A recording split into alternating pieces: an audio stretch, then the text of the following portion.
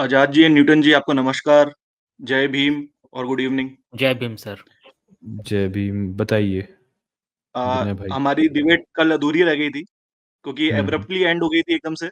कोई बात नहीं, समय ज़्यादा हो गया था। तो हम्म। उस वाली पॉइंट पे भी आएँगे, सारे सावरकर पे।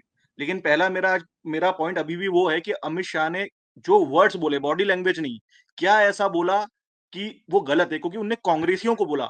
अगर उनके सामने कोई 1 मिनट, अगर उनके सामने कोई हमारा एसटी, एससी भाई होता या कोई अम्बेडकराइट होते, तो मुझे समझ में आता ये उनको टॉन्ट मार रहे हैं। वो तो कांग्रेस के डबल स्टैंडर्ड्स को बोल रहे हैं। तो मुझे ये समझ में नहीं आ रहा है कि ये मतलब क्यों ऐसा ट्विस्ट करा जा रहा है? अगर वो सही में कुछ बोलते ना, तो मैं खुद उनका विरोध करता कि आप कैसे ऐसा कर सकते हो? लेकिन मुझे समझ में नहीं आ रहा है कहाँ पे गलती हुई है। आप थोड़ा एक बार बताएँगे? देखिए देखिए विनय भाई, असल में ये होता है ना कि आपको चीज़ों को समझने के लिए ना, जैसे मान लीजिए आप किसी के साथ एम्पैथी तभी रख सकते हैं जब मतलब कोई किसी पेन से गुजर रहा है, जो पेन आपने वो दर्द आपने ज़िंदगी में कभी देखा नहीं है, ना ही सहन किया, ना ही झेला है। तो आप उसके साथ एम्पैथी नहीं रख सकते क्योंकि आपने वो दर्द कभी झेला ही नहीं है। तो असल में परेशानी ये है कि अगर आप भी सवर्ण मानसिकता से अभी बाहर नहीं निकले हैं, तो आपको वो चीज़ समझ में नहीं आएगी। देखिए विनय भाई, वैसे ये बहुत ही आसान है समझ पाना। कुछ आप जैसे लोगों को, बहुत सारे लोगों को मैं इस चीज़ को पहले ही बोल चुका हूँ कि ये लग रहा है कि क्या ही अमित शाह ने गलत बोला, क्योंकि भाई उसने तो ये कांग्रेस के लिए बोल रहा है। अब देखिए ये 2 पार्टियों की लड़ाई, 2 पार्टियों के झगड़े या 2 विचारधाराओं के झगड़े कुछ भी हों, लेकिन उसमें बाबा साहब के प्रति बहुत ही अस्वीकार की भावना और एक असम्मान की भावना अमित शाह के बयानों में नज़र आती है। वो कैसे? बताता हूँ। देखिएगा, जब वो ये कहते हैं कि फैशन बन गया है अम्बेडकर, अम्बेडकर, अम्बेडकर, अगर इतना नाम भगवान का लेते तो शायद ये 7 जन्मों का स्वर्ग मिल जाता। अब ये बताइएगा कि कितनी बड़ी अस्वीकार की भावना है अम्बेडकर से, कितनी बड़ी परेशानी है।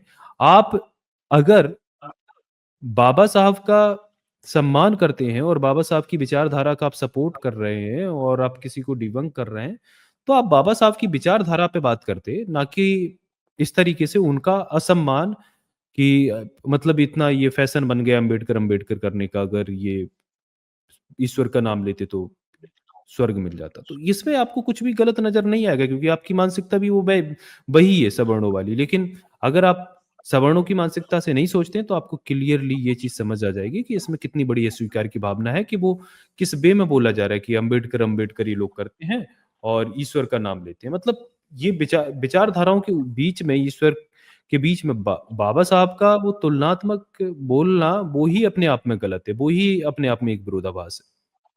अब मैं बोलूँ? बोलिए। हाँ, धन्यवाद। देखिए, प्रेज़ेंट सिनेरियो से और थोड़ा हिस्ट्री में भी मैं थोड़ी बात रखूँगा। पहली बात, आपको पता होगा कि 1970 में नारायण काजरोलकर को कांग्रेस ने भारत रत्न दिया, ऑलराइट? ये वो व्यक्ति थे जिन्होंने अम्बेडकर साहब को हराया।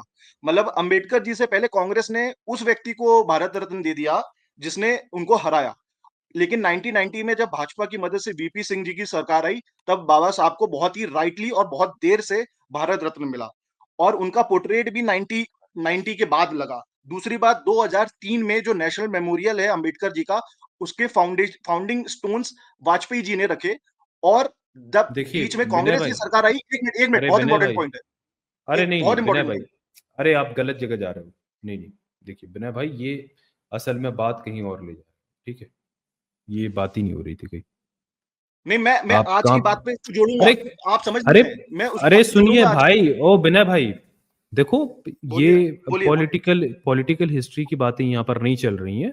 फिर तो अगर ऐसे हम पोल खोलने बैठेंगे ना, तो आपके कानों से खून निकल जाएगा। तो आप ये मत करिएगा ना, ये कि पुरानी चीजें, ये किया, क्या हुआ, क्या नहीं हुआ, वो हमेशा होता रहता है। उसकी बात छोड़ दीजिए। अ, तो इस पॉइंट पे तो बात कर सकते हैं ना कि बीजेपी के, आपने ये बोला बीजेपी के विचारधारा वाले लोग आज मजबूरी में अम्बेडकर जी को प्रशंसा कर रहे हैं। आपका ये आरोप है ना? भाई ये अपने समय पे कांग्रेस ने भी किया है, आज बीजेपी ने नहीं, कर रही नहीं, है। आप मेरी जो बात नहीं सत्ता समझे। पार्टी हो, मैं बता रहा हूँ मेरे भाई, जब सत्ता में जब कांग्रेस थी तो वो भी अंबेडकर विरोधी थी, और सत्ता पे आज बीजेपी है तो आज वो भी अंबेडकर विरोधी है। ये कोई नई बात नहीं है। कांशीराम ने कहा है, एक नागनाथ है, दूसरा सांपनाथ है। आजाद बिल्कुल। जी तो यहाँ सावरकर ने पर कांग्रेस और 1942 अम्बेडकर की में, लड़ाई ही नहीं है मेरे भाई, यहाँ पर विचारधारा की लड़ाई है। अभी आप हाँ मैं देखें वही बोल रहा हूँ। कांग्रेस पार्टी वीक हुई, उससे कुछ नेता जाकर बीजेपी में चले गए। आने वाले समय पे कांग्रेस स्ट्रांग हो जाएगी, तो वही बीजेपी के नेता है वो कांग्रेस में चले वो जाएंगे। इधर अच्छा, से उधर आते रहते बदला हैं क्या? बस। न्यूटन न्यूटन जी 1942 में ना भाजपा थी, है ना विचारधारा के लोग थे सावरकर, उनका मैं स्टेटमेंट दिखाना चाहता हूँ अम्बेडकर जी के बारे में, तो पता चलेगा सबको कि वो क्या आरएसएस कब सोचते थे बनी? अम्बेडकर जी। हाँ 1925 में, आरएसएस कब बनी? 1925 में कौन बनाया आरएसएस? हेडगेवार, कांग्रेस में वो किस पद पे थे? आई थिंक वो ऊंची पोस्ट में थे वहां पे। लेकिन मेरा ये पॉइंट नहीं है, आपने बोला सावरकर की अम्बेडकर जी के खिलाफ थे, तो मुझे सावरकर जी के व्यू आप क्यों नहीं दिखाने दे रहे हो अम्बेडकर जी के बारे में? उस समय तो उनका कोई वेस्टेड ओ, इंटरेस्ट नहीं होगा 1942 में, चलिए क्योंकि फिर पता, सावरकर जी, चलिए फिर सावरकर के विचार हम भी दिखा देंगे ना। चलो दिखाओ, चलो करो शेयर भाई पहले इसको। मैं दिखा देता, हाँ ठीक है, दिखा बिल्कुल दो भाई, बिल्कुल। दिखा दो। ओके, मैं स्क्रीन प्रेजेंट कर रहा हूँ। ओके, दिखाइए। ये है बुक का नाम है ये compendium of statements bye Veer Savarkar है। ये कर्नाटक हाउस ने इसको रिलीज करा था 28 में 1967 को। ठीक है, ये अब मैं इसके इन्होंने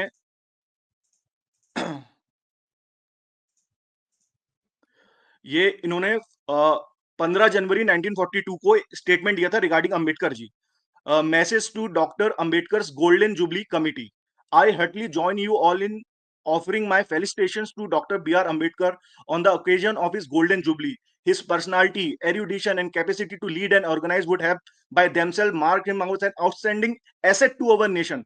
But in addition to that, in inestimable services he has rendered to our motherland in trying to stamp out untouchability, and result he has achieved in instilling a many spirit of self-confidence in millions of depressed classes, constitute an abiding patriotic as well as humanitarian achievement. The very fact of the birth of such a towering personality among the so-called untouchable caste should not but liberate their souls from self-depression and animate them to challenge the super arrogative claims of the so-called touchables. यहाँ पे सावरकर जी बोल रहे हैं कि मैं अंबेडकर जी को हार्दिक शुभकामनाएं देता हूं गोल्डन जुबली कमिटी के मौके पे। उनकी पर्सनालिटी, उनकी स्कॉलर एकेडमिक एबिलिटी, उनकी नेतृत्व क्षमता, ऑर्गेनाइजेशन क्षमता, उनको एक भारत का एक महान एसेट, मतलब एक वैल्यूबल प्रतिभा बनाती है। और इसके एडिशन में जो हमारे देश में अनटचेबिलिटी थी, उसके खिलाफ जो उन्होंने महान काम किया है, और जो हमारे सो कॉल्ड बैकवर्ड क्लास से लोग हैं उनके अंदर जो कॉन्फिडेंस लाए हैं, उनको डिप्रेशन की भावना से बाहर लेकर आए हैं, ये एक बहुत ही patriotic as well as humanitarian मानवता रूपी काम है। The very fact of the birth of such a towering personality among the so called untouchable caste could not but liberate their souls from self-development to challenge the super arrogant claims of so-called, मतलब ये जो टचेबल्स हैं, मतलब जो so called upper class है, उनको उनको उनको एरोगेंट बोल रहे हैं वो, कि ये एरोगेंट लोग हैं, ये उनके खिलाफ उन्होंने काम करा, और ये उनसे पूरी तरीके से एग्री करते हैं। इस सेकंड पैराग्राफ ज्यादा ज्यादा इंपॉर्टेंट है। माय ये ओन तो मैंने परसिस्टेंट अपने एफर्ट्स, प्रेजेंटेशन में दिखाया ही है ना आज, इसके पीछे की मंशा क्या थी? नहीं ये आपने कहा दिखाया है? मेरे भाई इसके पीछे की मैंने मंशा बताई है कि वो छुआछूत के लिए उन्होंने कई आंदोलन किए, और कई उन्होंने इसके लिए उन्होंने मतलब इक्वालिटी लाने के लिए उन्होंने बात भी करी, बट उसकी पीछे की मंशा ये थी कि उस समय ये चल रहा था कि भाई जो अछूत वर्ग है, अगर वो हिंदुओं में नहीं मिला तो ये इस्लाम धर्म या ईसाई धर्म अपना लेगा। समझ रहे इसका हैं भी आप? आंसर है तो मेरे पास। उस अच्छा जी, आंसर बताइए। इसका एक दूसरी बुक दिखानी पड़ेगी, पहले मैं कंप्लीट कर लूं, हाँ, दूसरी बुक है दिखाइए। उसकी मेरे पास, चलिए कंप्लीट पहले कर लीजिए कंप्लीट कर आप। लूं। बट इसी नहीं में तो नहीं, हमने पहले ये प्रेजेंटेशन में कंप्लीट कर लो, बताया फिर है। न्यूटन जी इसका डिबंक भी करते हैं ना। चलो हाँ जी, हाँ, करो ठीक है ना, मैं इसके हाँ, दूसरी। मैं पीडीएफ बना लेता हूँ। Okay. My own hmm persistent efforts for the last 30 years or so on my own lines to uproot untouchability, and the response I had been receiving throughout India on the part of the Hindus of all castes, touchables and untouchables, convinced me that untouchability, at any rate in the public sphere and the civic life of our nation, is bound to swept away with a couple of decades, whether it is found amongst the untouchable castes themselves in relation to each other, and this uprooting of untouchability is bound to contribute inevitably to the solidarity and the strength of Pan Hindu house, because even if may not be aiming at this ultimate effect. That is why I appreciate highly the Herculean efforts of Dr. Ambedkar to raise the deprived classes to the level of full citizenship, and I'm confident even his occasional anti-Hindu utterances and attitude cannot lead ultimately to the strengthening of the Hindu Sangathan movement. With great admiration for the man and his work, Dr. Ambedkar, a long, healthy and wonderful life. इसमें इन्होंने ये बोला है कि अंबेडकर जी की मदद से और जो मैंने भी एफर्ट लगाए हैं पिछले 30 सालों ठीक से, है, ठीक है, समझ गया। उससे चलिए आगे बढ़ते हैं। चलिए मैं हाँ, आप दिखाता हूँ बताइए। आपको। आपका ये बोलना है कि ये खाली उनको मुसलमानों के सर खिलाफ इकट्ठा करना था। अरे मेरे भाई, तो सुनिए। अछूतों को अरे हिंदू ही तो बना रहे हो ना, अरे देखो ना, उसमें अभी क्या है? यही सेम चीज हाँ, दिखा रहा हूँ न्यूटन जी। देखिए जी जरा। ये जो ये जो किताब है ना, ये मैं दिखा देता हूँ इनको, क्योंकि भाई इनको थोड़ा भ्रम हो जाता है। तो भाई ये देखिए, सावरकर की ही किताब है, सावरकर, काला पानी और उसके बाद, ठीक है, अशोक कुमार पांडे की किताब है। तो यहाँ पर विनायक दामोदर सावरकर यही नहीं रुकते, बेहद अपमानजनक भाषा में लगातार अंबेडकर की खिल्ली उड़ाते हैं और दलितों को धमकाते हैं। देखिए वो क्या कहते हैं, इसका ये भी रेफरेंस दिखाता हूँ। बताइएगा। रेफरेंस बता तो रहा हूँ, सावरकर, काला पानी और उसके बाद, ये अशोक कुमार पांडे नहीं, की किताब है। ये जो आदमी है ये पक्का कांग्रेसी है, राइटर। ये न्यूटन जी अब देख रहे हो, 6 नंबर आप पढ़ मतलब दीजिए इनका जरा जी, 6 नंबर लिखा होगा किताब में, तो बता दीजिए। अरे न्यूटन न्यूटन जी, अब ये देखिएगा कि मतलब मैं इसको पढ़ा ही नहीं, उसको पहले कांग्रेसी घोषित कर दिया। हद है, मतलब अरे मैं ये उसके होती आपकी है भाई। वीडियोस देखो दिखाऊं? फिर किसी, अरे सुनो पहले, पढ़ लो भाई, मैं दिखा देता हूँ। देखिए वो कहते हैं, क्या कहते हैं सावरकर, वो कहते हैं हिंदू धर्म का त्याग किए बिना, अब ये सावरकर लिख रहे हैं, सावरकर किताब में अपनी, तो वो कहते हैं हिंदू धर्म का त्याग किए बिना अस्पृश्यता कभी जाएगी ही नहीं। यह है जो बड़बड़ अंबेडकर आजन्म करते आए हैं। ठीक है, कितना अपमानजनक वे में ये सावरकर बोल रहे हैं।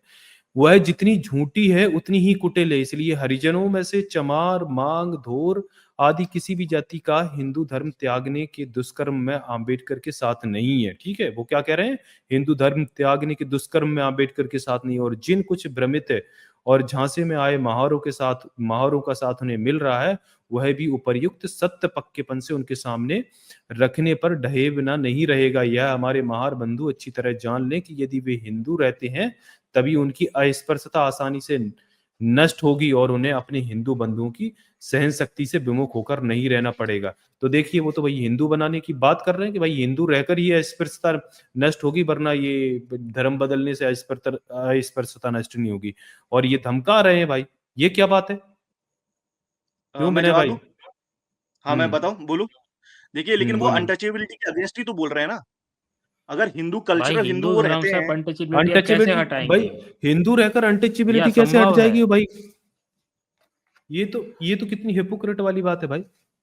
नहीं, अच्छा आप बताइए, हिंदुइज्म क्या मोनोथियस्टिक रिलीजन है? बुक ऑफ स्क्रिप्ट मतलब रिलीजन ऑफ बुक है क्या? ये हिंदू कहीं लिखा है धर्म में कहीं भाई शास्त्र में? ईश्वर की कोई औकात नहीं है, मैं आपको ये बता दूं। मैं हिंदू धर्म में नहीं, ब्राह्मण शास्त्रों सर्वोपरि में। होता है। न्यूटन जी, शास्त्रों में शास्त्रों में ब्राह्मण कहीं लिखा है? सर्वोपरि होता है। ईश्वर की कोई औकात नहीं है उसके सामने, समझे? अच्छा, तो किस ब्राह्मण की बात मानी जाएगी? जो जन्म से ब्राह्मण है, जो जन्म, नहीं, कर्म नहीं, और तप से ब्राह्मण ब्राह्मण ने होता है, जो उसकी बात मानी जाएगी। अच्छा, पहले ये 6 नंबर दिखा दीजिए, क्या है इसमें ये 6 लिखा हुआ है रेफरेंस? किसमें? एक सेकंड। क्योंकि इस व्यक्ति का मुझे विश्वास नहीं है जो इस राइटर है। कोई और होता मैं मान लेता। 6 नंबर क्या है ये? नहीं, हम तुम्हारी बात पे विश्वास कर लें, लेकिन तुम विश्वास नहीं करोगे, ठीक नहीं, है? मैंने तो डायरेक्ट दिखाया है सावरकर का, नहीं तो उनके उसमें तो लेटर बस से। अनटचेबिलिटी हटाने की बात की गई है ना। वो भी उसलिए की गई है जिससे जो अब हिंदू छोड़ न्यूटन के जी मतलब आगे कि आगे हिंदू देखते हैं। फोल्ड से अलग ना हो देखिए जाए। आगे हाँ, देखते इसका मैं हैं। आंसर दूंगा न्यूटन यहाँ जी, पर इस वाली बात का जवाब रुक जाइए विनय भाई, रुक अरे जाइए। दे देना यहाँ पर भाई, वो मैं कहीं कहते नहीं हैं, जा रहा हूँ। यह आश्चर्यजनक है कि बौद्ध धर्म को हिंदुत्व की परिभाषा में शामिल करने वाले सावरकर बाबा साहब के बौद्ध हो जाने की आशंका से इस कदर व्यग्र है कि असल में सारा मामला बस इतना है कि अंबेडकर के आंदोलन से सावरकर सशंकित थे और एक दौर में उन्हें अपने साथ जोड़ना चाहते थे। ये जो विनय भाई ने दिखाया ना, वो बात उस टाइम की है, तब वो लिख रहे थे सावरकर, ठीक है, जो अभी विनय भाई ने दिखाया। अंबेडकर कि गांधी से तीखे विरोध ने और उन्हें आकर्षित किया होगा, इसलिए अंबेडकर को उन्होंने 13 नवंबर 1935 को रत्नागिरी आमंत्रित करते हुए एक पत्र लिखा था, जिसमें उन्हें वहां एक सहभोज की अध्यक्षता का आमंत्रण दिया था। इसके पहले ही वह एक बार अंबेडकर को पतित पावन मंदिर के उद्घाटन के लिए बुला चुके थे, लेकिन अंबेडकर पहले से व्यस्त होने के कारण नहीं जा सके थे। इस बार भी अंबेडकर नहीं गए। वह सावरकर और उनकी मंडली के असली खेल से अच्छी तरह से परिचित थे और दलितों का हित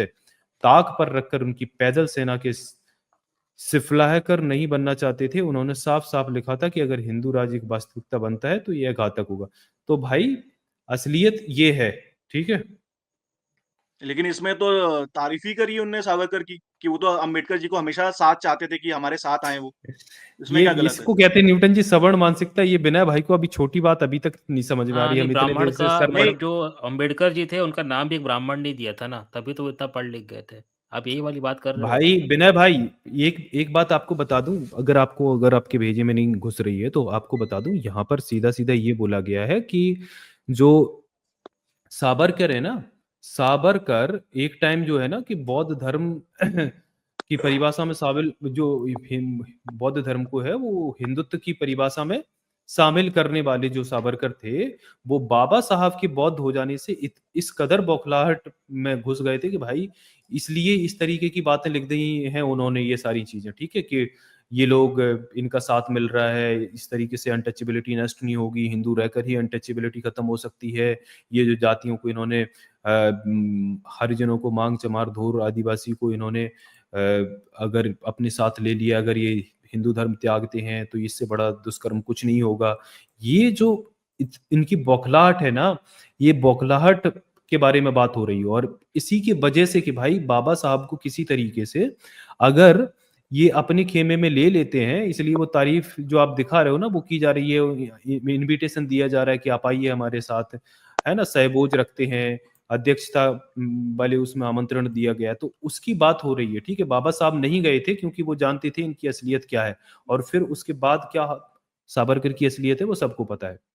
तो भाई थोड़ा समझा करो बिना भाई, इतने मुझे लगते नहीं हो कि आप इतनी बच्चे बुद्धि हो कि आपको ये चीज जो सामने लिखी हुई है उसको समझ नहीं आ रही है आपको। चलिए मैंने आपकी बात सुन ली। अब सावरकर की एक बुक है इकोज फ्रॉम द पास्ट, उसमें अगर मैं आपको ये दिखाऊं कि उन्होंने बचपन से जो अदर कास्ट के जो लोग हैं उनके साथ दोस्ती करी है, साथ में भोज करा है अपने टीन ईयर से, फिर उनकी प्रवृत्ति तो फिर असली वही होगी, वो चेंज कहाँ हुए, वो तो शुरू से वैसे ही थे। आप, मैं लेकिन स्क्रीन शेयर करूं? मैं इससे मतलब ही नहीं है बिना भाई, कोई हिंदू रहते हुए अनटचेबिलिटी कैसे मतलब उसकी छूट जाएगी? हिंदू रहते हुए वो जाति व्यवस्था से बाहर कैसे होगा? आपको हिंदू धर्म है उसकी आधारशिला पता है क्या? विनायक दामोदर सावरकर को छोड़ दीजिए, ठीक है, हम सिर्फ आपसे पूछते हैं क्योंकि मैं हिंदू धर्म को जितना समझता हूं शायद आपने उतना पढ़ा भी नहीं होगा, तो मैं ये कह रहा हूं आपसे कि हिंदू धर्म की जो बात है असल में विनय सिंह, हिंदू धर्म की बात है, हिंदू धर्म की जो बात हो रही है उस पे हम बात कर लेते हैं। क्या हिंदू धर्म की जो आधारशिला है क्या उसको आप समझते हो अच्छे से? और अगर आप समझते हो कि आपको पता नहीं है कि हिंदू रहते हुए क्या इस जाति व्यवस्था से कोई बाहर हो सकता है? क्या उसकी ये अनटचेबिलिटी, उसका जो अछूतपन है, क्या वो हिंदू रहते हुए कभी कम हो पाएगा? इससे बड़ी हिपोक्रेसी और क्या हो सकती है? आपको इतना समझ में नहीं आ रहा है? ये साबरकर की इतनी बड़ी हिपोक्रेसी है, ये आप नहीं समझ पा रहे हो, आपसे क्या बात करेंगे? देखिए इस समय मैं जो भी बोलूंगा ना, आप उसको उल्टा लेके वो मेरे ऊपर ही यूज करोगे, वो मुझे पता है। क्योंकि अगर आप शास्त्रों में जाओगे तो आप मुझे शास्त्रों में ये दिखाओ कि हिंदू धर्म में या सनातन धर्म में कहीं ये लिखा है कि आपको शास्त्र में ये चीज माननी पड़ेगी पॉइंटेड, जैसे और मोनोथिस्टिक रिलीजन्स में लिखा होता है। आप मुझे कोई हिंदू स्क्रिप्चर से ये बताओ, तब मैं मानूंगा कि हाँ किताबों में वो जो लिखा है वो मानना ही पड़ेगा हिंदू धर्म में आपको मेंबर होने के लिए। अजार जी, हाँ हाँ बलराम सर बोलिए। मैं कुछ बोलूं? ठीक है सर बोलिए। ओके, अच्छा पहले क्लियर करो कि मेरी आवाज सही आ रही है अभी? हाँ अभी सही आ रही सर, बोलिए बोलिए। ओके ठीक है। मैं ये कहना चाहता हूं कि पहली बात है, जो लोग अछूत लोगों की बात की कि सावरकर ने, दूसरे तीसरे लोगों ने सवार अछूत लोगों के पक्ष में बात की है, मेरा सवाल यह है कि अछूत बनाया किसने है? ये बनाने वाले भी ये ब्राह्मण लोग हैं, इन्होंने ये छूत बनाया। उनमें से एक एक ऐसी को ड्रामाबाजी करता ना कि अछूत लोगों के पक्ष में बात की है, ये मूर्ख बनाने की बड़ी बात है। आज अमित शाह का जो बयान आया वो बहुत ही शर्मनाक बयान है। वो एक अमित शाह का बयान नहीं है, वो पूरी बीजेपी का बयान है, वो पूरी बीजेपी का बयान नहीं है, वो पूरी आरएसएस का बयान है। वो पूरी आरएसएस का बयान नहीं है, वो पूरी कांग्रेस का बयान है। मैं ये साबित करूंगा कैसे आरएसएस से बीजेपी कांग्रेस कैसे एक है। 1946 में गांधी के लोगों ने यह बोला था कि बाबा साहब अम्बेडकर को, जब बाबा साहब अम्बेडकर संघर्ष कर रहे थे संविधान कमेटी में जाने के लिए, तब इन्होंने बोला था कि आपका हम नामो निशान मिटा देंगे, संविधान कमेटी के में पहुंचने के लिए हम आपके लिए ताकियां पूरे रोशनदान भी बंद कर देंगे। जब बाबा साहब अम्बेडकर बंगाल से जीते थे, इन्होंने वो सजा देने के लिए वो बंगाल का एरिया पूरा एक तोहफे के तौर पर, गिफ्ट के तौर पर पाकिस्तान को दे दिया था इन्होंने, कि जहां से बाबा साहब जीते थे उनको बोला था कि आप पाकिस्तान की से जीते हो, वहां जाके संविधान बनाओ। वो एरिया पाकिस्तान को दे दिया था। तो तब बाबा साहब अम्बेडकर जब लंदन पहुंचे थे, लंदन ने या ब्रिटिश सरकार ने जब इनको डांटा था कि हम भारत को छोड़ने के लिए दोबारा विचार करेंगे अगर बाबा साहब अम्बेडकर को अधिकार नहीं दिया, इनकी बात नहीं सुनी, तो तब बाबा साहब अम्बेडकर के संविधान कमेटी में लेना पड़ा था इन लोगों को। उसके बाद जब बोला था ना कि हम आपका नामो निशान मिटा देंगे, तब बाबा साहब ने जे बयान दिया था कि आपका हम नामो निशान, आपका हम बीज खत्म कर देंगे। बाबा साहब ने बोला था कि मैं ऐसा बीज हूं, जितना गहरा जमीन में दबाओगे, जिस दिन मैं निकलूंगा ना, तो उस दिन आप मुझे को रोक नहीं पाएगा, मेरे मजबूत दरख्त को रोक नहीं। आज वो अम्बेडकरवाद जिसको माननीय कांशीराम जी ने जहां खड़ा कर दिया अम्बेडकरवाद को, आज ये जो अमित शाह ने बोला ना 4 बार अम्बेडकर अम्बेडकर अम्बेडकर, एक फैशन बन चुका है। ये फैशन नहीं है, वो पैशन है, वो जुनून है हमारा, वो गुरूर है भारत के लिए, वो हमारी आन बान शान है अम्बेडकर। ये शब्द जो बोले है ना अमित शाह ने कि इतनी बार अगर आप भगवान का नाम लिया तो 7 जन्मों का स्वर्ग मिल जाता, ये शब्द जो बोले हैं, इन शब्दों का मतलब क्या है? ये जवाब कांग्रेस पार्टी को नहीं है। कांग्रेस पार्टी आप देखिए ज्यादा दूर नहीं जाते हैं, 2013 में जाते हैं, 2013 में जब कांग्रेस का 10 साल राज रहा, उसके बाद 2013 के बाद जितने कांग्रेस के लोग थे, गवर्नमेंट थे, 40 से ज्यादा लोग परसेंट के लोग बीजेपी में शामिल हुए हैं। आज जो सरकार बैठी है ना, वो बीजेपी या कांग्रेस की नहीं है, वो दोनों की एक ही है।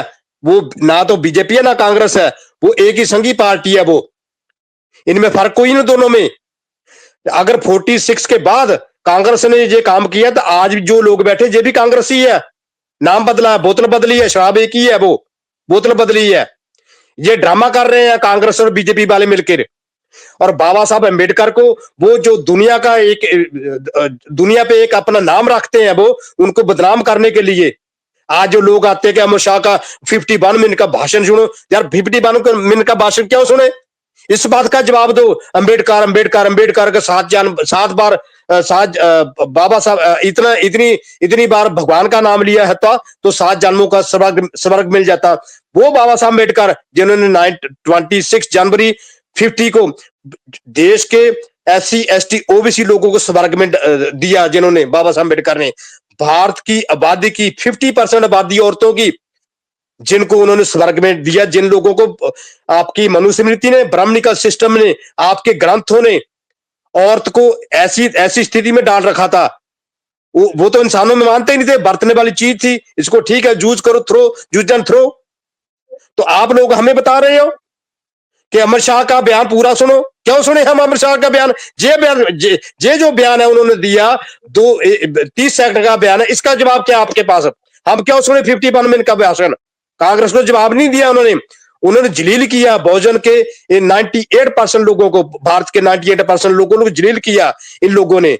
कांग्रेस, बीजेपी, RSS ये सारी एक ही चीज है। इसमें आपको शर्म आनी चाहिए। हमें दिखाते सावरकर ने ये किया, सावरकर ने वो किया। यार शर्म तक नहीं आती आप लोगों को। सावरकर बाबा साहब अम्बेडकर के प्रति किताबों में क्या लिखता है? आप उसको हीरो मान रहे हो। पूरी दुनिया में आपकी थू हो रही है। हमारा पूरी दुनिया मजाक बना रखा आप लोगों ने हमारा। हमें सावरकर की वो लिखते बता रहे हो। जो पिछली स्ट्रीम सुन लेना, अमित शाह ने पूरा धो डाला आपको सावरकर की असलियत। अगर आपको कोई डाउट है ना, शक है, पिछली स्ट्रीम इसी द रियलिस्ट आजाद पर अमित शाह की जो स्ट्रीम हुई ना, अमित शाह ने जो वो अमित तिवारी की वो बयान, वो स्ट्रीम सुन लेना। आपको समझ आ गई अमित तिवारी ने आपको क्या शीशा दिखाया है। आगे बढ़ने से पहले अमित तिवारी के वो बयान सुन लेना। वो स्ट्रीम जो अमित तिवारी ने जो जवाब दिया है उसको पहले सुन लेना, आगे जवाब देने से पहले। उसी का रिप्लाई देने आया हूं मैं आज। अमित तिवारी को आने दो, पे उनको बुलाओ, अमित तिवारी को, आपको दोबारा शीशा दिखा देंगे वो। बिल्कुल। और दूसरी बात, बिना भाई असल में देखो, अभी जो तुम बात कर रहे थे कि देखो तुम्हें इतना सिंपल सी चीज नहीं पता कि भाई सावरकर जो है, सावरकर का कहना है कि भाई आपको हिंदू रहते हुए, हिंदुत्व में लपेटे हुए हम तुम्हें अनटचेबिलिटी से हटाएंगे, अनटचेबिलिटी खत्म करेंगे। वहीं बाबा साहब पता क्या कहते थे, जिस चीज पे हम पहले भी इस स्ट्रीम में ही बात कर चुके हैं, बाबा साहब का मानना था कि जो जाति व्यवस्था है, जो वर्ण व्यवस्था है, वो हिंदू धर्म के प्राण है। और उन्होंने अपनी किताब में भी इसके लिखा है, डॉक्टर अंबेडकर ने अपनी किताब में जाति का विनाश में लिखा है कि वर्ण व्यवस्था, जाति व्यवस्था इसके पक्ष में वेदों से लेकर आधुनिक युग के दयानंद सरस्वती, गांधी द्वारा दिए गए तर्कों की ये वो बाबा साहब ने धज्जियां उड़ा दी थी कि भाई ये लोग भी इसके समर्थन में तर्क दे के बैठे हैं। आपके चाहे गांधी हो, चाहे दयानंद सरस्वती हो, वेद, स्मृतियां, पुराण, ये सारी जगह आपको ये चीजें मिल जाएंगी। ठीक है, जो जाति व्यवस्था की पोषक हैं ये आपके सारे धर्म ग्रंथ। और आप कहते हो कि भाई किससे चलती है आपका धर्म, आपके जो हिंदू धर्म है ना, वो मनुस्मृति से चलता था। बाकी कोई भी धर्म ग्रंथ उठा लीजिए, वहां पर आपको जाति व्यवस्था मिलेगी ही मिलेगी। और वो सारे के सारे धर्म ग्रंथ आपके किसी न किसी रूप में जाति व्यवस्था के पोषक ही हैं। और बाबा आजाद साहब जी, ने इस जी जी आजाद जी, हमें अछूत इन लोगों ने बनाया है। आज हमें जे जे जे ऐसे बातें करते हैं कि सावरकर ने जेल लेगा, सावरकर ने बोल लेगा, इनके हिंदू धर्म ग्रंथों में देखो, हमें अछूत किन्होंने बनाया? इन लोगों ने बनाया। हमें आज बिल्कुल, आज इसलिए ऐसी बातें कर रहे हैं, हमें ड्रामा कर रहे हैं, हमें हमारे सामने आकर। एक और हमारे बाबा साहब सोशल मीडिया पर आकर अब एक शर्मा हम पर टकराया, वो बोलता खैर वो अलग विषय है, उसको मैंने चैलेंज किया, आजा आजा लाइव स्ट्रीम पे आजा, उस पे बात करेंगे हम, वो एक अलग विषय, उसकी बात बाद में करेंगे, समय मिला तो समय मिला तो। लेकिन जो ब्राह्मण लोग, जो मनुवादी लोग, इतने धूर्त लोग हैं, मैं इनको गधे बोलूंगा, गधे भी नहीं बोलूंगा, क्योंकि गधा बोलना एक गधे की बेइज्जती करना है। गधा भी एक अपना पूरी जिंदगी लगाकर एक परिवार को पालता है, उसको भी इनको गधा बोलना भी बेइज्जती है। जे वो प्रजाति है, लगते तो इंसानों जैसे हैं, लेकिन इनकी जो सोच और समझ है ना, वो इंसानों वाली नहीं है। ऐसे लोग हैं, लगते इंसानों जैसे हैं, बिना भाई इंसान नहीं है। आपको, बिना भाई आपको क्या ये चीज आपको पता नहीं है कि बाबा साहब ने क्या बोला था कि भाई जो हिंदू धर्म ग्रंथ हैं ये मनुष्य विरोधी है, ये इंसानियत विरोधी है, इनको डायनामाइट से उड़ा देना चाहिए। ठीक है, और इसके अलावा हिंदू धर्म में महिलाओं की, शूद्रों की क्या स्थिति है, उनको किस श्रेणी में रखा है हिंदू धर्म ने, क्या ये पता नहीं आपको? वेद हो, चाहे स्मृतियां हो, महाभारत हो, रामायण हो, मतलब कहीं से कहीं तक आप किसी भी धर्म ग्रंथ को उठा लीजिए, महिलाओं के प्रति कितनी घिनौनी राय रखता है ये हिंदू धर्म, कितनी क्रूरता भरी उसमें जो बातें लिखी हुई है महिलाओं के प्रति, शूद्रों के प्रति, है ना। महिलाओं को तो पुरुषों की दासी बनाए रखने के लिए उसमें प्रावधान दिया गया है आपके धर्म ग्रंथों में। और ये सारी चीजों को उजागर किया है बाबा साहब डॉक्टर B.R. अम्बेडकर ने, इतने क्लियर तरीके से दिखाया है और इतने कठोर शब्दों में इन सारी चीजों की वर्तसना की है, आपके धर्म ग्रंथों को डायनामाइट से उड़ाने की बात की है। और मतलब आप क्या कह रहे हो कि वो धर्म ग्रंथ रहते हुए, वो हिंदू धर्म रहते हुए, वो सारी चीजें रहते हुए सावरकर कहता है हम आपकी अनटचेबिलिटी खत्म कर देंगे। कैसे होगी भाई अनटचेबिलिटी, जरा समझाइएगा भाई बिना हिंदू भाई। मैं बोलूं आजाद जी? बताओ चलो। देखिए, अब आप डिबेट को थोड़ा थियोलॉजिकल पर्सपेक्टिव पे ले जा रहे हो, ठीक है? नहीं पहले आप बताइए, हिस्टोरिकली नहीं, आप हम जो सावरकर की बात को कंसीडर करके आगे बढ़ते हैं। थियोलॉजिकल सावरकर नहीं है, इवन सावरकर ने भी मनुस्मृति को काफी प्रेज किया है। सर मैंने उसी दिन स्ट्रीम में बोला था कि उन्होंने नहीं करा है, उन्होंने तो उसको बोला था कि इनफैलिबल नहीं है। मैंने फिर हिंदुइज्म क्या है सावरकर की नजर में? फिर हिंदुइज्म क्या है सावरकर की नजर में? सावरकर की नजर में हिंदुइज्म क्या है, समझाइए फिर। हिंदुत्व क्या है? आपको भी पता है वो कल्चरल हिंदू थे, सिविलाइजेशनल हिंदू थे। उनके गाय के बारे में आपको विचार पता है? कल्चरल हिंदू थे, फिर वर्ण व्यवस्था की जरूरत क्या थी उन्हें? तो उन्होंने अभी जो मैंने आपको स्टेटमेंट उनका लेटर दिखाया, उन्होंने खुद बोला है वो अनटचेबिलिटी के खिलाफ काम कर रहे हैं। तो अगर पर वर्ण व्यवस्था क्या है? वर्ण व्यवस्था क्या है जब अनटचेबिलिटी के खिलाफ है? फिर आप एक चीज बताइए, वर्ण व्यवस्था के क्या क्या मायने हिंदू स्क्रिप्चर में, कि कौन कौन से मायने आप बताइए? इसमें एक मायना ये बहुत बार दिखा चुके हैं ना। अरे देखो भाई, हाँ, उस चीज पे मत जाओ, फिर ये डाइवर्ट होगी, हम इसको 1000 बार से ज्यादा दिखा चुके होंगे वही वर्ण मैं कह रहा व्यवस्था हूँ, के क्या बात मायने। थियोलॉजिकल हो जाएगी। वर्ण व्यवस्था किसी को मुंह से पैदा करती है, किसी को भुजाओं से, किसी को पैर से, किसी को जंघाओं से। वर्ण व्यवस्था ये है आपके धर्म ग्रंथों में। और मुंह से कोई कभी पैदा हुआ नहीं, ना होगा, ना उससे किसी की सुपीरियोरिटी साबित होगी। क्या है हिंदुत्व देखिए की परिभाषा, बताइए सावरकर की नजर में। ये सावरकर की नजर में अगर कोई अपने आप को कल्चरल हिंदू ये बोल रहा है, तो उसका ये मतलब है कि सिविलाइजेशनल उसकी एक आइडेंटिटी एक हिंदू की है। और आप हिंदू वर्ड की एटिमोलॉजी में जाओगे कि हिंदू वर्ड कब आया, तो उन राइट? हिंदुओं का नेता कौन होगा? वो तो समय बताएगा। इतने सारे चलिए लोग हैं, ठीक है। अलग अलग धाराएं हैं, इतने अलग अलग धाराएं हैं, अलग अलग समाज हैं, तो उसमें अभी कोई कह नहीं सकता है कौन होगा, क्योंकि मैंने आपको न्यूटन जी बोला हिंदुइज्म हीनोथियस्टिक रिलीजन है। रिलीजन भी नहीं बोलूंगा मैं इसको, कहाँ से हीनोथियस्टिक आपने कि बिलीफ कौन से सिस्टम। धर्म ग्रंथ में पढ़ा आपने? वो धर्म ग्रंथ खोल के दिखाइए। ये बस सिर्फ अच्छा, तो भ्रमित है भाई आप। आप मुझे बताइए हिंदुइज्म रिलीजन कहाँ है, कहाँ लिखा हुआ है? अगर आप कि ऐसे वर्ड हिंदुइज्म तो पकड़ोगे तो फिर मैं ब्राह्मण भी धर्म है ना, नहीं। ये तो ब्राह्मण ये तो धर्म है भाई। ब्राह्मण धर्म है, हिंदुइज्म तो हम कहते ही नहीं भाई, ब्राह्मण अच्छा धर्म है ये ठीक तो। है, तो हम तो हिंदुइज्म हम कॉन्स्टिट्यूशन में कहते हैं हिंदू वर्ड इसको। क्यों यूज है? कॉन्स्टिट्यूशन में हिंदू वर्ड क्यों यूज है? हिंदू वर्ड किस उसका कंटेक्स्ट क्या है, क्या आपको ये पता है? कॉन्टेक्स्ट मुझे पता है, लेकिन जो क्या है बताइए कॉन्स्टिट्यूशन है इंडिया का वो कॉन्टेक्स्ट। सबसे, मैं बता रहा हूँ, बताओ बताओ। इंडिया का जो कॉन्स्टिट्यूशन है वो सबसे अथॉरिटेटिव डॉक्यूमेंट है, कोई भी है ना। तो अगर उसमें हिंदू वर्ड अरे आया है, यार, आपने बोला ये ब्राह्मण धर्म है, भूमिका ना हिंदू धर्म जैसा बांधिए ना, कुछ होता ही सीधा नहीं। कहाँ लिखा है ये बताइए ना। नहीं, आप बताइए, आपने बोला हिंदू जैसा कुछ है नहीं, तो कॉन्स्टिट्यूशन में आप मुझे इस बात का जवाब दीजिए, फिर ब्राह्मण क्यों नहीं लिखा हुआ वहां पे, हिंदू क्यों लिखा हुआ है?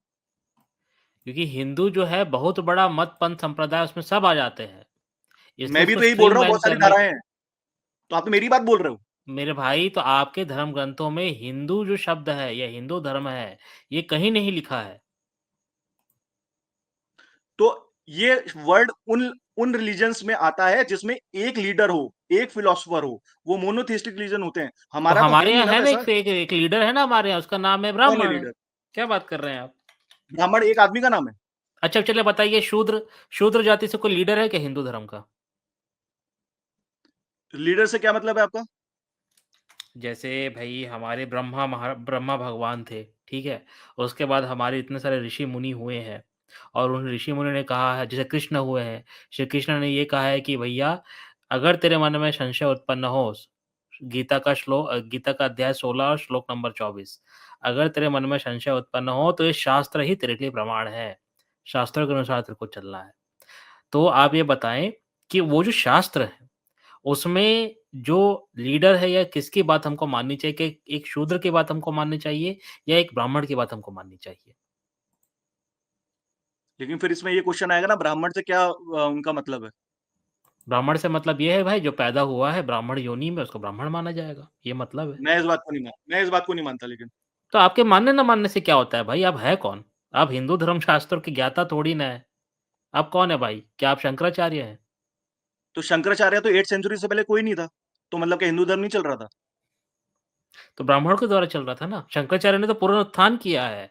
जो बुद्धिस्ट थे उस समय के, जिन्होंने हिंदू धर्म को पूरा दबा दिया था, उसका पुनरुत्थान शंकराचार्य ने किया है। 8th भाई सेंचुरी बड़े में इसलिए कंफ्यूज बुद्धिस्ट। शंकराचार्य लग को रहे तो हैं यार रिस्पेक्ट दी मुझे। जाती है। नहीं, यार एक बताओ मिनट, इन चीज, आप बड़े ही कंफ्यूज हो यार बिना भाई, नहीं, आपको पता भी आपको नहीं मैं इन से एक चीजों के सिंपल बारे में। सवाल पूछ रहा हूँ भाई। अगर सावरकर के हिंदुत्व का लीडर कोई भी हो सकता है, तो चले सावरकर के बाद से कोई शूद्र बता दीजिए जिसने आरएसएस या भाजपा या विश्व हिंदू परिषद का वो लीडर बना हो। मैं आज बताता हूँ, आइडियोलॉजिकल लेवल पे आज हिंदुत्व का लीडर नरेंद्र मोदी है, वो बैकवर्ड क्लास से है। वो लीडर, नहीं, अरे अब मेरे आपके भाई, हिसाब से जवाब नहीं मिलेगा तो वो फिर जो आप लीडर मानोगे है किसको? वो तो भारत के संविधान ने उनको लीडरशिप दी है ना। तो उसको चयनित करके तो भाजपा ही ने भेजा है ना। वो कॉन्स्टिट्यूशन में थोड़ी ना है कि इन्हीं को चूज करना पड़ेगा। मेरा कहना ये है कि ये जो उनको जो ये जो पावर दी भारत के संविधान ने दी है, और जो शंकराचार्य थे लेकिन वो तो खुद इस बात के विरोध पे थे कि जब राम मंदिर, जब उनका अनावरण हो रहा था, तो उन्होंने तो खुद कहा था कि भाई जो शूद्र है वो तो उसका अनावरण कर रहा है, मैं तो वहां जाऊंगा ही नहीं। और न्यूटन जी, इस आपको बात भी पर, नहीं, इस बोलिए बात बोलिए। पर किसी भी जो आरएसएस के लीडर थे, किसने भी कुछ ज्यादा विरोध तो किया नहीं। अच्छा, मैं एक चीज बताता हूँ, अभी कोई शंकराचार्य हैं शायद पुरी के, है ना? वो भाजपा के खिलाफ कमेंट करते रहते हैं, मोदी जी के खिलाफ करते रहते हैं, लेकिन तब भी पब्लिक का चलो सपोर्ट यार मोदी जी के विनोद। साथ है। पर वो ब्राह्मणवाद के समर्थक है ना मेरे भाई। यहाँ कौन? विचारधारा की बात हो रही है, व्यक्ति विशेष की बात नहीं हो रही है।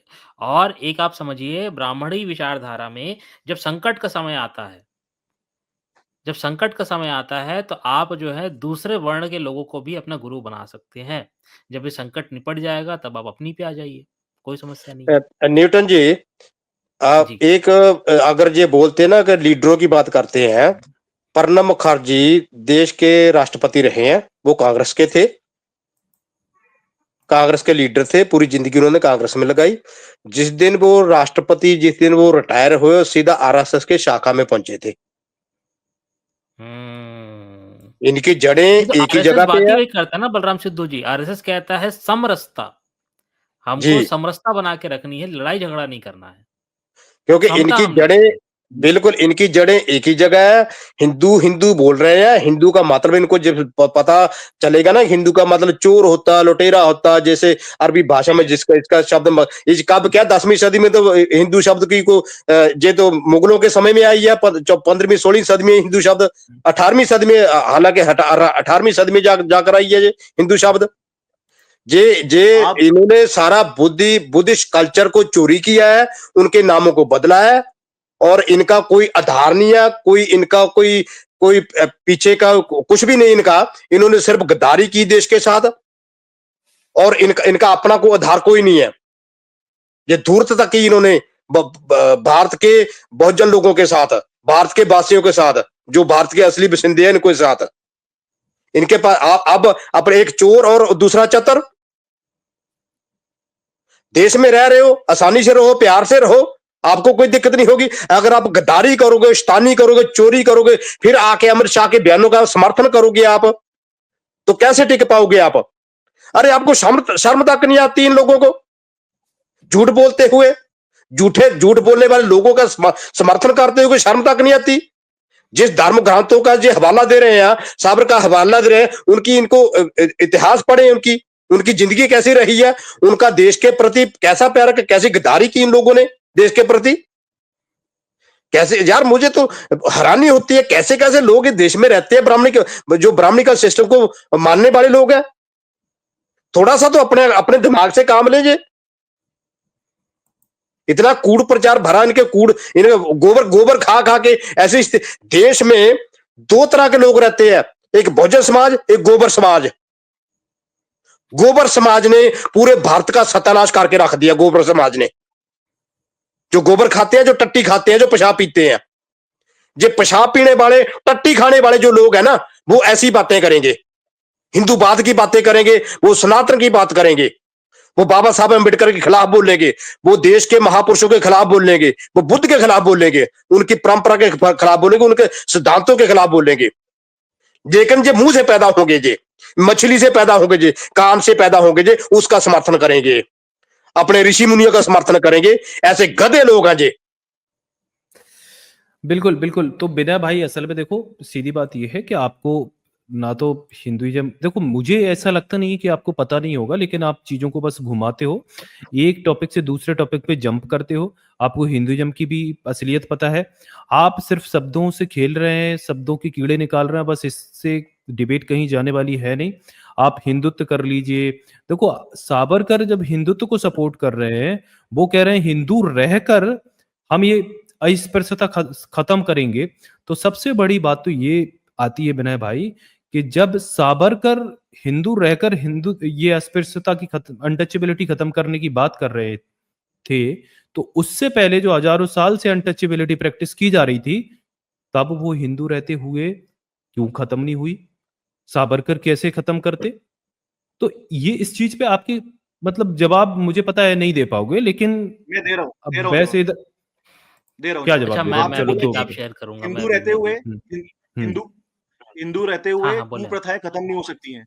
हिंदू रहते हुए सती ऐसी कुप्रथा अगर खत्म हो सकती है, तो ये जो हिंदुओं ने चीज की, है ये कम हो रही हिंदुओं ने है। की, हाँ, वो मेरे भाई हिंदुओं वो ने तो की, 1987 तक किसने भी चला है करी यार, हो, क्या बात कर रहे हिंदुओं हो? ने की, हिंदुओं ने किसी की। ने भी करी हो, वो किसी ने भी 1987 करी तक हो। चला है, नहीं, किसी ने की, मंदिर बनाए हैं 1987 भाई तक। इसके बिल्कुल, ऊपर। सती का मंदिर बना हुआ है जो रूफ कवर है अभी, तो देखिए, 87 में अभी भी जो मेला लगता है लास्ट उस एक सती मिनट हुई एक थी। मिनट कोई भी कुप्रथा कम होती है तो वो 100 से 0 तुरंत नहीं होती है, वो ग्रेजुअली कम होती है। ये तो व्यवहारिक बात है ना, मतलब धीरे-धीरे 1987 कम तक हुई चला ना। है। क्या किया हिंदुओं के मेरे प्रयास भाई विनय बताइए ना, मुझे एक बताएं। न्यूटन जी ग्रेजुअली 87 में कितनी घटनाएं हुई?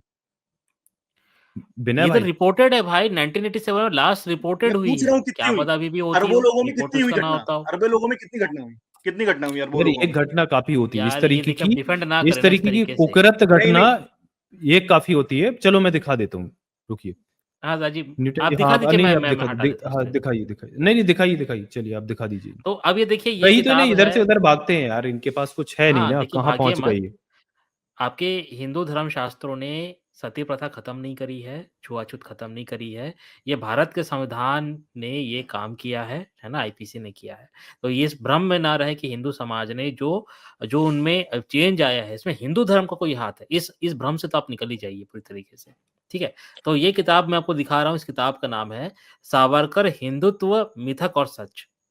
और इसके राइटर है शमशुल इस्लाम, और ये आपको अमेज़न से मिल जाएगी। इस किताब का रेट है लगभग ₹275, ठीक है? तो इसमें एक चैप्टर है, ये देखिए, सावरकर तर्कवादी वैज्ञानिक सोच के पक्षधर थे और छुआछूत के खिलाफ उन्होंने संघर्ष किया, ठीक है? तो अब ये न्यूटन जी, देखिए यहाँ पर। हाँ, न्यूटन जी, आप इससे पढ़ने से पहले मैं थोड़ी सी बात रख दूं, फिर आप जो बात कर रहे हो उसको कंटिन्यू कर लीजिए। आज भारत के अंदर जो ये है ना, ये इसने बोला ना, जो भी कुरीतियां हिंदू धर्म के खिलाफ जो है ना खत्म हुई है, वो बाबा साहब ने डंडा चलाया संविधान में। यस, बाबा ऑफ वो कोर्स, बाबा साहब की 100%। बदौलत खत्म हुई है। ऐसा नहीं है कि इन ब्राह्मणों ने या हिंदू ने खत्म की है। ये तो चलाना चाहते थे। 1951 में इन्होंने बोला था कि वो हिंदू कोड बिल लेके आ रहे, औरतों के अधिकारों के लिए बाबा साहब लेकर आए थे। वो बोलते थे ये हिंदू संस्कृति के खिलाफ है, ऐसे शब्द बोले थे। और वो वोट पड़ी थी बाबा साहब के खिलाफ, पड़ी थी वो सारी वोटें। नहीं, ये हिंदू हिंदू संस्कृति के खिलाफ है। ये जो डंडा चलाया बाबा साहब अम्बेडकर ने सती प्रथा का, ये सारा बाबा साहब अम्बेडकर ने डंडा चला, तब रुकी है जाके संविधान की वजह से। ये भी हिंदुओं ने नहीं रोकी, ये बाबा साहब की हिम्मत थी, जिन्होंने वो पूरी आप लोगों की, बुजुर्गों की, आप लोगों के ऋषि मुनियों की कृतियों को खत्म किया। आप लोगों की देवी देवताओं की नाशबंदी की बाबा साहब अम्बेडकर ने संविधान में लिखकर। वो बाबा साहब अम्बेडकर की बदौलत हुई है। आप लोगों की हिम्मत नहीं, आप लोग अब भी उसी से लड़ रहे हो, उसी को प्रमोट कर रहे हो जो आप लोगों की थी। लेकिन बाबा साहब ही थे जो अब आपको, बाबा साहब अम्बेडकर आज आपको चुभते हैं। सर नहीं इसको चुपते। ध्यान में रखना, ठीक है? आगे आगे न्यूटन जी आप कंटिन्यू करें। चलें, तो ये देखिए, ये आता है, ये देखिए, वे मनुस्मृति को हिंदुओं का पवित्र ग्रंथ मानते थे। हिंदुत्व के जनक हिंदू महासभा और आरएसएस के दार्शनिक और मार्गदर्शक सावरकर ने साफ-साफ कहा है, मनुस्मृति है वह ग्रंथ है जो वेदों के पश्चात हमारे हिंदू राष्ट्र के लिए अत्यंत पूजनीय है, ठीक है? तो ये सारी बातें आती हैं, ठीक है? आज भी मनुस्मृति ही हिंदू नियम, हिंदू लॉ है, वही मूल है। तो ये शायद खंड नंबर 4 में आया है, ये आप देख रहे होंगे 173 लिखा है। इसका रेफ़रेंस खंड नंबर 4 है, मैं पेज नंबर आपको बता देता हूँ। पेज नंबर 138, मैं आपको ये बता देता हूँ। ये है वीडी सावरकर मनुस्मृति में महिलाएँ, सावरकर समग्र खंड नंबर 4, पेज नंबर 415। तो इसमें ये लिखा हुआ है भाई कि मनुस्मृति पर आधारित है वो जो नियम है, और आज भी मनुस्मृति ही हिंदू नियम यानी हिंदू लॉ है, ठीक है? खंड नंबर 4 में।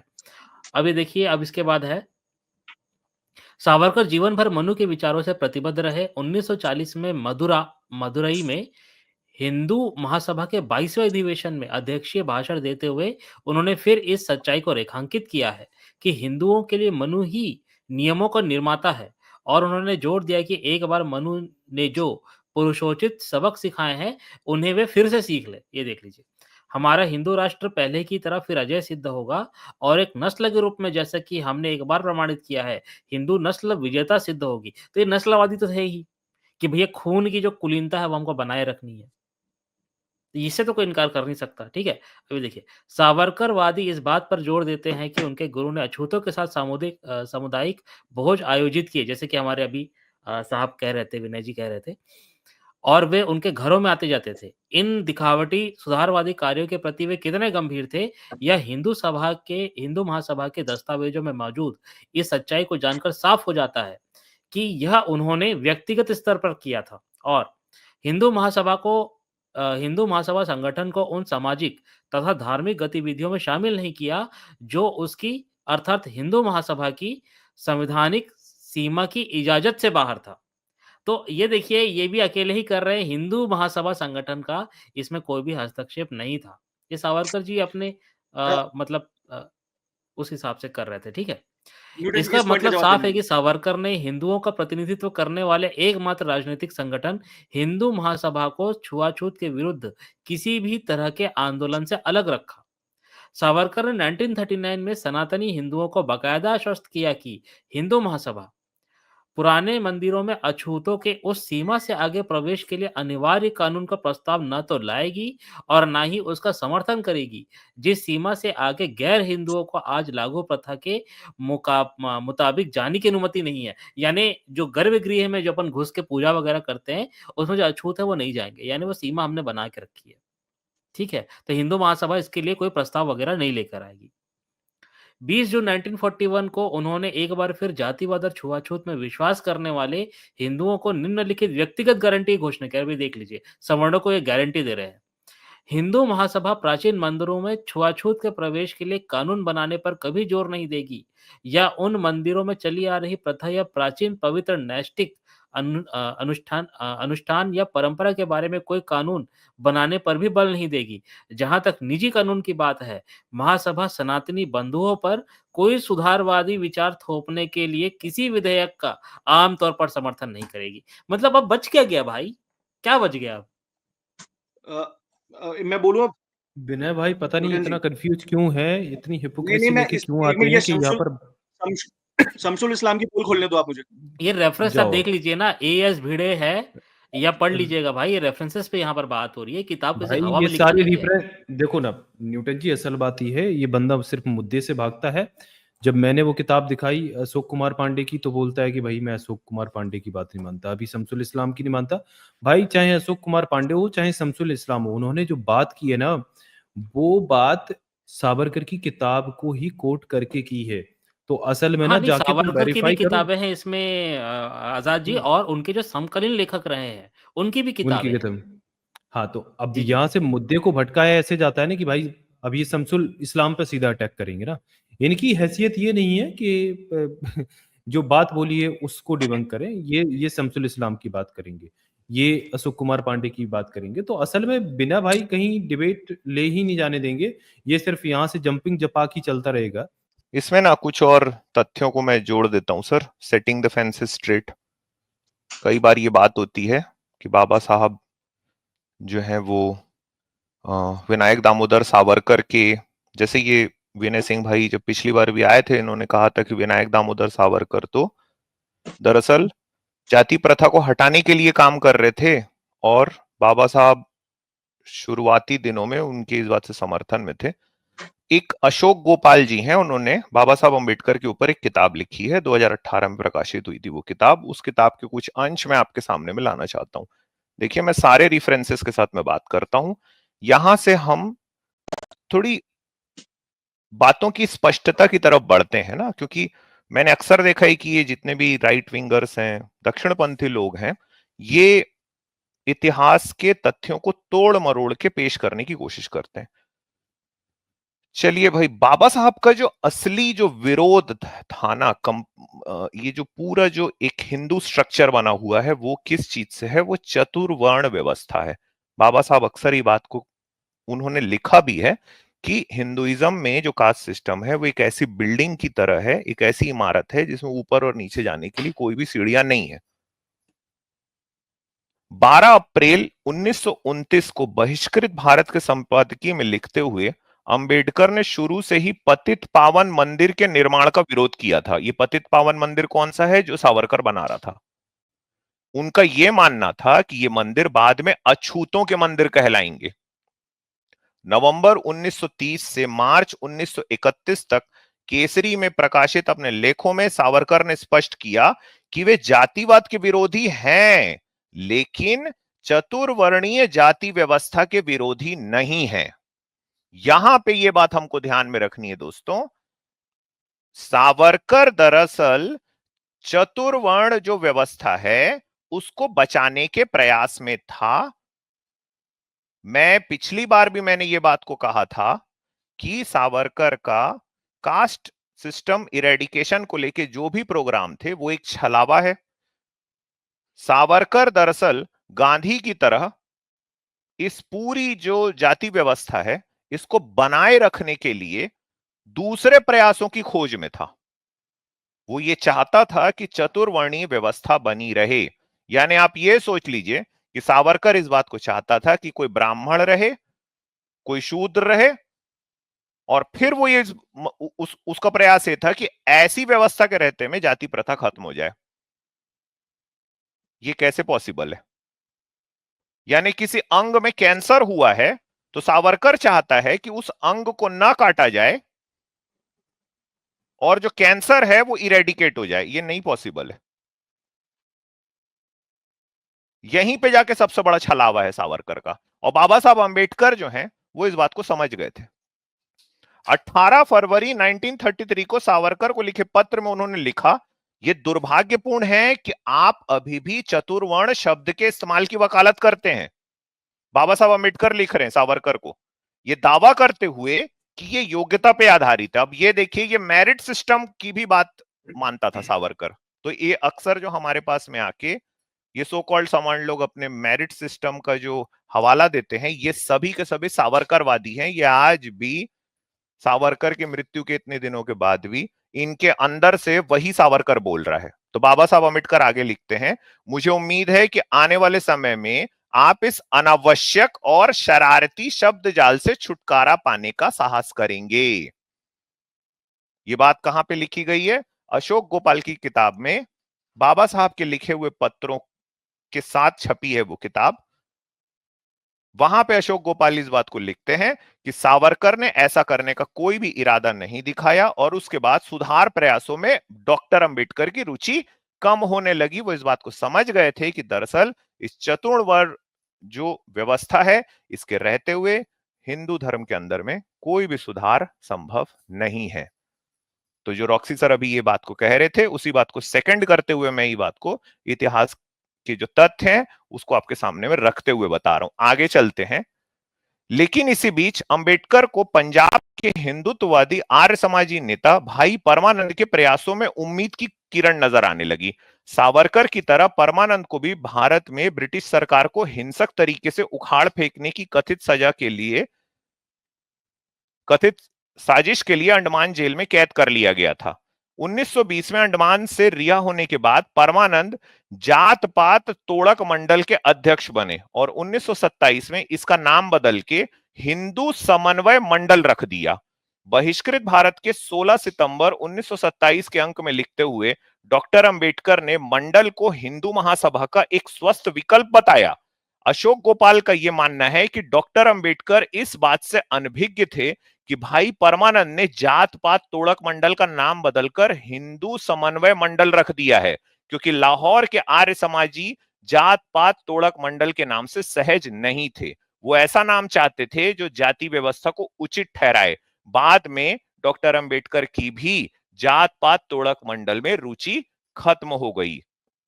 दिसंबर 1935 में संगठन ने अंबेडकर को लाहौर में अपने वार्षिक सम्मेलन में मुख्य भाषण देने के लिए आमंत्रित किया। जब अंबेडकर ने अपने भाषण की एक प्रति वहां भेजी तो उन्होंने उसमें कुछ बदलाव करने को कहा, जिसे अंबेडकर ने अस्वीकार कर दिया। लंबे पत्राचार के बाद उन्होंने सम्मेलन रद्द कर दिया। बाद में डॉक्टर अंबेडकर ने इस भाषण को अपनी पुस्तक जाति का विनाश में प्रकाशित किया। यानी कि आप ये देख लीजिए कि इन लोगों के प्रयास भी जो थे वो इतने धोखाधड़ी वाले थे कि पहले बाबा साहब अंबेडकर से भाई परमानंद ने इस बात को लेकर संपर्क किया कि भाई हम तो जात पात तोड़क मंडल नाम का एक संगठन बनाएंगे, और फिर उनके पीठ पीछे उस संगठन का नाम बदल के हिंदू समन्वय मंडल रख दिया। ये वही समय था दोस्तों, ये 1935 तक आते आते बाबा साहब पूरी तरह से इस बात को समझ चुके थे कि जाति व्यवस्था के रहते हुए हिंदू धर्म में कोई भी रिफॉर्म, कोई भी सुधार संभव नहीं है। डॉक्टर अंबेडकर का यह मानना था कि स्वराज से पहले हिंदू समाज में जाति विहीन समाज का निर्माण जरूरी है। उन्होंने एक जगह लिखा है कि ऐसे स्वराज का कोई फायदा नहीं जिसकी आप रक्षा न कर सकें। मेरी राय में जब हिंदू समाज जाति विहीन हो जाएगा तभी उसमें अपनी रक्षा करने की ताकत होगी। ये पूरे विचार जो हैं बाबा साहब अंबेडकर के, सावरकर और भाई परमानंद के जो दोगले इनके व्यवहार थे, उसके बाद और ज्यादा हमें पुष्ट होते हुए दिखाई देते हैं। वो समझ चुके थे कि सो कॉल्ड सवर्ण हिंदू जो हैं ये अपनी जाति व्यवस्था को बनाए रखना चाहते हैं, और सावरकर की वो इस बात को भी जानते थे, इसीलिए उन्होंने ये लिखा है कि ये बहुत कंफ्यूज्ड आदमी है।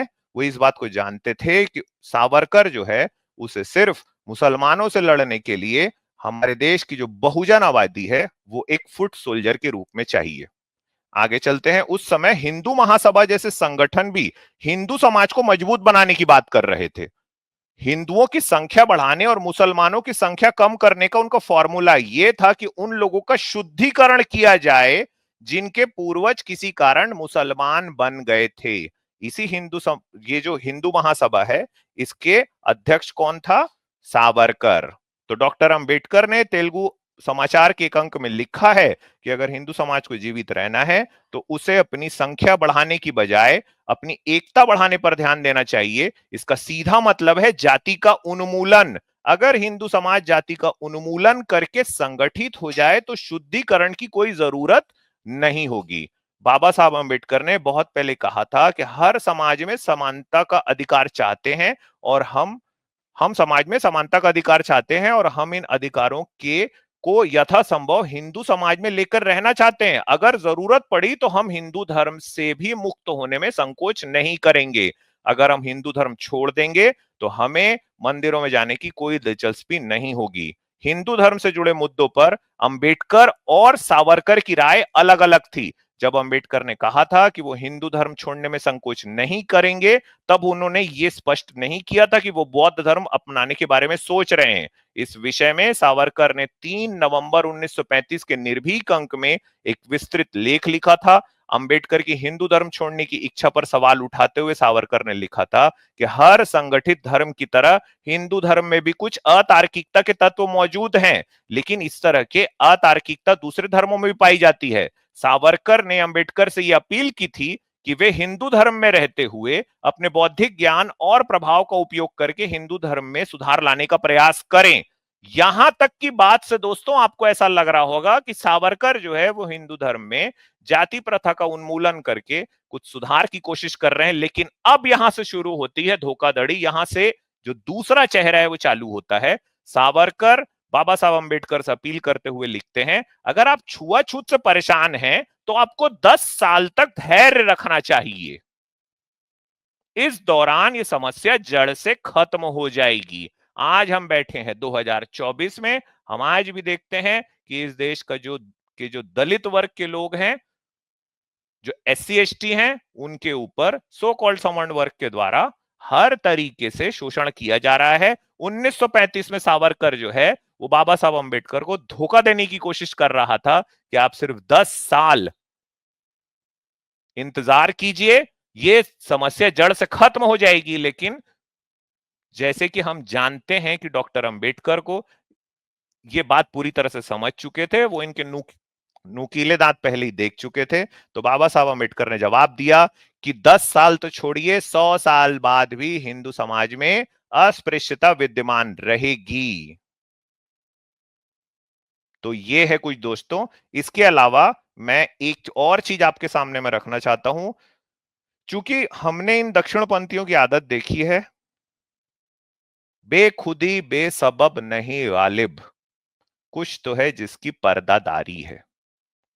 अचानक ऐसा क्या हुआ कि अमित शाह जो हैं ये उठे और ये बाबा साहब अंबेडकर के अपमान की बात करने लगे। उसमें उन्होंने नेहरू को जोड़ लिया, उसमें उन्होंने कांग्रेस को जोड़ लिया। ये बात करते करते वो पूरा नोट्स को लिख के लाया हुआ था वो आदमी, और वो बात करते करते उसने बाबा साहब अंबेडकर के लिए अपमानजनक तरीके से टिप्पणी कर दी। ऐसी क्या बात हो गई भाई? ये करने की जरूरत क्या पड़ी? ये कोई भी काम सीधा नहीं करते। मैं आपके सामने में सिक्के का दूसरा पहलू रखना चाहता हूं। चलिए प्याज के छिलकों को और छील के देखते हैं। यार गौतम अडानी 21 नवंबर 2024 का दिन। तो गौतम अडानी के ग्रुप के ऊपर अमेरिका में, न्यूयॉर्क में, वहां के जस्टिस डिपार्टमेंट ने एक केस किया जिसमें उन्होंने ये कहा कि गौतम अडानी ने भारत में तकरीबन 2029 करोड़ रुपए, जो कि अमेरिकी डॉलर में 265 मिलियन डॉलर होते हैं, ये इंडियन गवर्नमेंट के जो अधिकारी हैं उनको रिश्वत दी है ताकि सोलर पावर के कॉन्ट्रैक्ट मिल सके।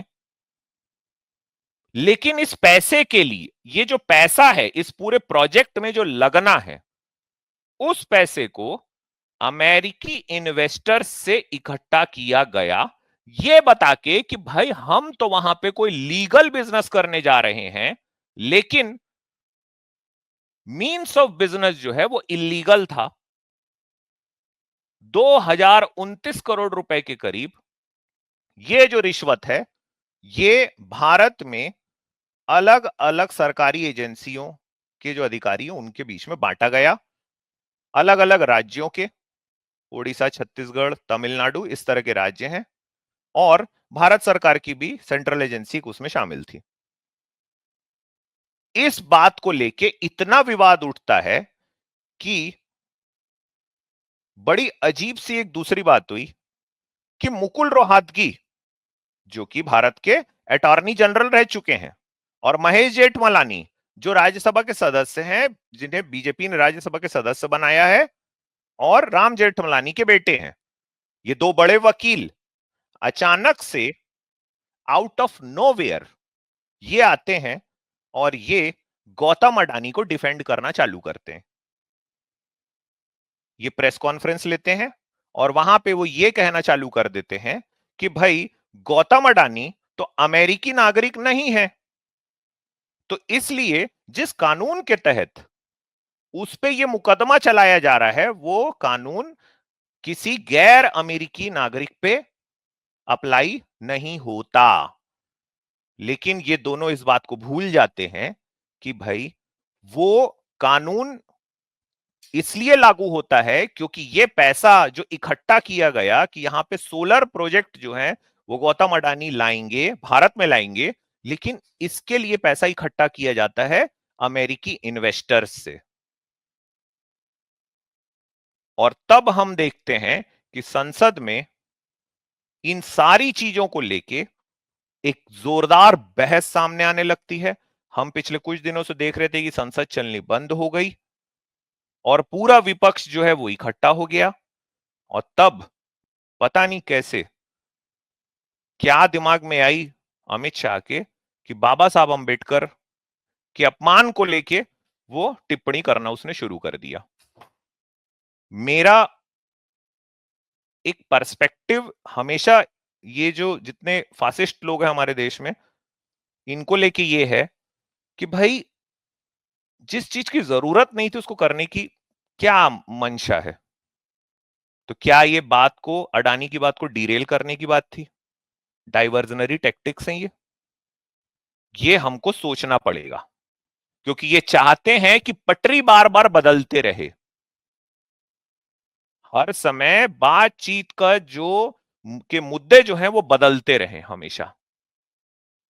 अब क्या हो रहा है कि देश जो है वो किसी और तरफ बात करने को चला गया। ये ध्यान देने की बात है।